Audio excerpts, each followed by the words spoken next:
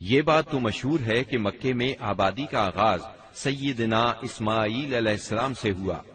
آپ نے 137 سال کی عمر پائی اور تاحیات مکے کے سربراہ اور بیت اللہ کے متولی رہے۔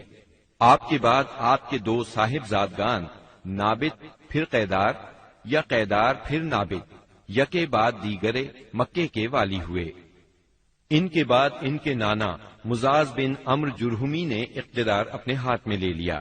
اس طرح مکے کی سربراہی بنو جرہم کی طرف منتقل ہو گئی اور ایک مدت تک انہی کے ہاتھ میں رہی۔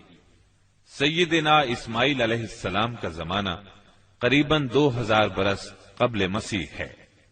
اس حساب سے مکے میں قبیلہ جرہم کا وجود کوئی 2100 برس تک رہا اور ان کی حکمرانی قریباً 2000 برس تک رہی۔ بنو خزاعہ نے مکہ پر قبضہ کرنے کے بعد بنو بکر کو شامل کیے بغیر تنہا اپنی حکمرانی قائم کی۔ البتہ 3 اہم اور امتیازی منصب مضری قبائل کے حصے میں آئے۔ نمبر 1، حاجیوں کو عرفات سے مزدلفہ لے جانا اور یوم النفر یعنی 13 ذی الحجہ کو مینا سے روانگی کا پروانہ دینا۔ یہ حج کے سلسلے کا آخری دن ہے۔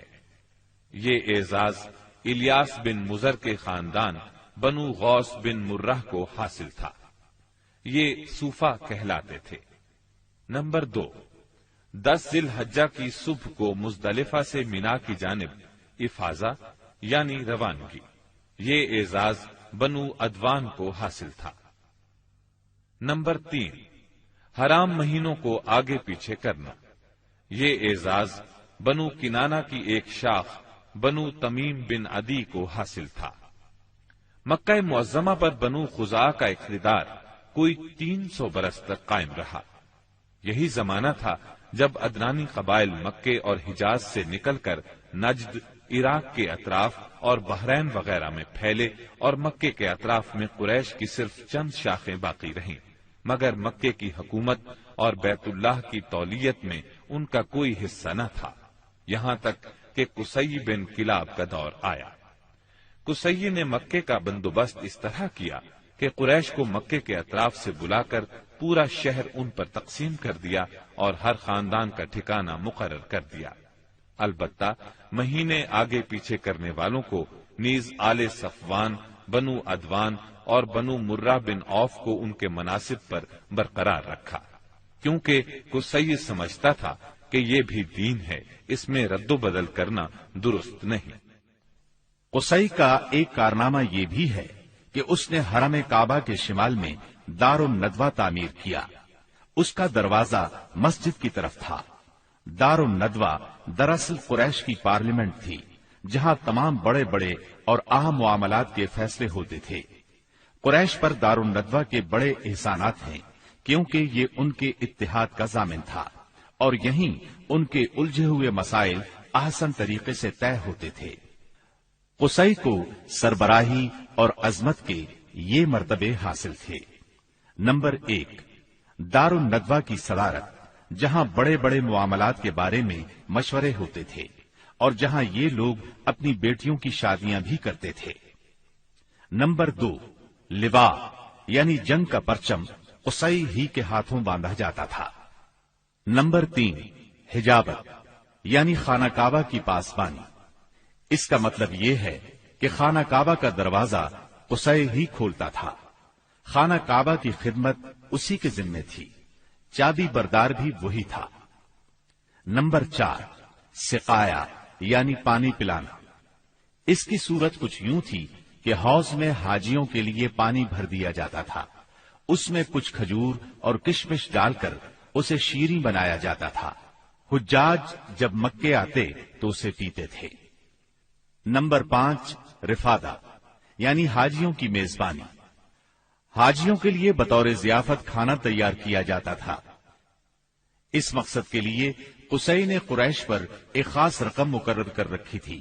یہ رقم حج کے موسم میں قصی کے پاس جمع ہو جاتی تھی۔ وہ اس رقم سے حاجیوں کے لیے کھانا تیار کراتا تھا۔ جو لوگ تنگ دست ہوتے یا جن کے پاس توشہ نہ ہوتا وہ یہی کھانا کھاتے تھے۔ ان کے علاوہ کچھ اور عہدے بھی تھے جنہیں قریش نے آپس میں تقسیم کر رکھا تھا۔ ان کی تفصیل یہ ہے۔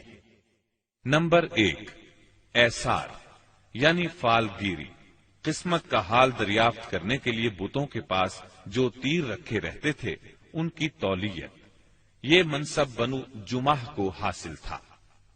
نمبر 2، مالیات کا نظم یعنی بتوں کا تقرب حاصل کرنے کے لیے جو نذرانے اور قربانیاں پیش کی جاتی تھیں ان کا انتظام کرنا، جھگڑوں اور مقدمات کا فیصلہ کرنا، یہ کام بنو سہم کو سونپا گیا۔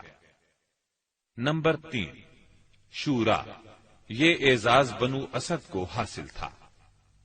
نمبر 4، اشناق یعنی دیت اور جرمانوں کا نظم، اس منصب پر بنو تیم فائز تھے۔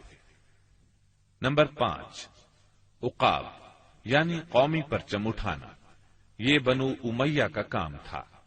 نمبر 6، قبہ یعنی فوجی کیمپ کا انتظام اور شاہ سواروں کی قیادت، یہ کام بنو مخزوم کے حصے میں آیا تھا۔ نمبر 7، سفارت، یہ منصب بنو عدی کا تھا۔ ہم قحطانی اور عدنانی قبائل کے وطن چھوڑنے کا ذکر کر چکے ہیں۔ ان قبائل میں سرداری نظام رائج تھا۔ قبیلے خود اپنا سردار مقرر کرتے تھے۔ قبائلی سرداروں کا درجہ اپنی قوم میں بادشاہوں جیسا تھا۔ قبیلہ صلح اور جنگ میں بہرحال اپنے سردار کے فیصلے کا پابند ہوتا تھا۔ سردار کو وہی اقتدار اور اختیارات حاصل تھے جو کسی بادشاہ کو ہوا کرتے ہیں۔ حتیٰ کہ بعض سرداروں کا یہ حال تھا کہ اگر کبھی وہ بگڑ جاتے تھے تو ہزاروں تلواریں بے نیام ہو جاتی تھیں، اور وہ یہ بھی نہیں پوچھتے تھے کہ سردار کے غصے کا سبب کیا ہے۔ اب رہا سیاسی حالات کا مسئلہ۔ جزیرت العرب کے 3 سرحدی علاقے تھے۔ یہ تینوں غیر ممالک کے پڑوس میں تھے۔ ان کی سیاسی حالت سخت پریشان کن تھی۔ وہاں انتشار کی کیفیت تھی۔ صورتحال زوال پذیر تھی۔ انسان مالک تھا یا غلام، حاکم تھا یا محکوم، بس انہی 2 طبقوں میں بٹا ہوا تھا۔ تمام تر فوائد سربراہوں کو، خاص طور پر غیر ملکی سربراہوں کو حاصل تھے، اور سارا بوجھ غلاموں کے سر تھا۔ وہ طرح طرح کے ظلم و ستم برداشت کرتے تھے، زبان نہیں کھول سکتے تھے کیونکہ حکمرانی جبری تھی۔ انسانی حقوق نام کی کسی چیز کا دور دور تک وجود نہیں تھا۔ عرب کے عام باشندے اسماعیل علیہ السلام کی دعوت و تبلیغ کے نتیجے میں دین ابراہیم کے پیروکار تھے، اس لیے صرف اللہ کی عبادت کرتے تھے اور توحید پر کاربند تھے۔ لیکن وقت گزرنے کے ساتھ ساتھ انہوں نے اللہ کے احکامات کو بھلا دیا، پھر بھی ان کے اندر توحید اور دین ابراہیمی کے کچھ آثار باقی رہے، کچھ شعائر پر وہ عمل پیرا رہے۔